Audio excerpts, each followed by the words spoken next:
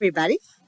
I hope that you are well today. It's November 6th, and I am just wanting to get on here and talk a little bit about what God has been speaking to me, and also to share a bit about Cambodia, my upcoming trip to Cambodia.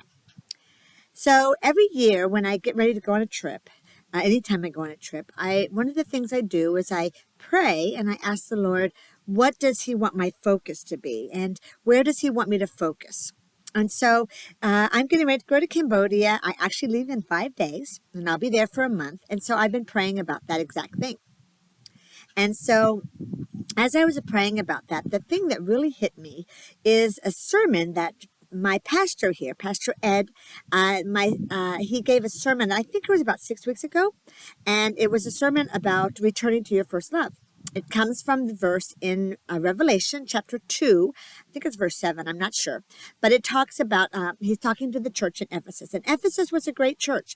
It was a church that was doctrinally strong. It was a church that worked hard to serve God, but Jesus says to them, I have this one thing against you. You have lost your first love. And so as I listened to that message, it really touched my heart. And I really felt that this was the message that God wanted me to take to Cambodia. They're good people. They're strong in their church. They're strong in walking with God. But they've lost their first love. So what does that mean? And what does that have to do? I mean, how do we say that? I mean, what does it mean? And so, I was married. My husband and I, we had a great relationship, but there were times in our marriage that we went up and down, and sometimes of duty, and sometimes it was more out of a real love for each other. And I think that that's what we do in our walk with the Lord. Now, for God, His love for us always stays the same. It never varies. But ours, we kind of love Him. We kind of just do it more out of obligation, and we lose that first love, that emotional, that strong emotion that we have, where we really, really want to be with someone. And so that is kind of what I'm going to be talking on when I'm in Cambodia. And that's kind of where God has been talking to me. And so I've got a little illustration of what I'm going to show them. And I thought I would show you guys this as well. So the first thing is this here. You can see it's like a little frame. It has a rose in it. It was a rose that was pressed and put into a little frame that I have. So this rose was the first flower that my husband David ever gave me when we were dating. And so when I look at this, it reminds me of all kinds of things. It reminds me of hours spent on the phone where we talked. I mean, we actually lived quite far from each other, but it was a time when, I wanted to spend time on the phone. I wanted to be with him. I wanted to spend time on the phone with him. I wanted to talk with him. And when I heard the phone ring, my heart would do a flutter because it'd be like, I get to talk to David. And, our marriage, we were married and we were always committed to each other, but there was that waning off. You go and you say, how are you? Just because it's expected when you come home from work. How was your day? You say it, but you don't have that desire to really be with God. Now, yes, God wants our commitment and through thick and thin, but God also wants us to have that desire to be with Him, that want to be in His presence, that desire to hear His voice, that desire to be with Him. God wants that from us. He wants more than just the commitment. He wants that emotion. And so that's the first one that I was going to show. And the second one that I was going to show was this one. Now, it's the same. It's a flower. It's actually a rose as well, but this flower was actually his last flower. You see, this was a flower that was at his funeral. And so when I look at this flower, it brings back sadness because I remember losing him and I remember the sadness that went on. But it also brings back something else to me. You see, that first year after David died, it's called the terrible year of the first, where you have all the first things, where you miss your loved one so much. But the thing with that is that first year that David was gone was the year that I felt the closest to God. In all my life, I've been a Christian for 50 years.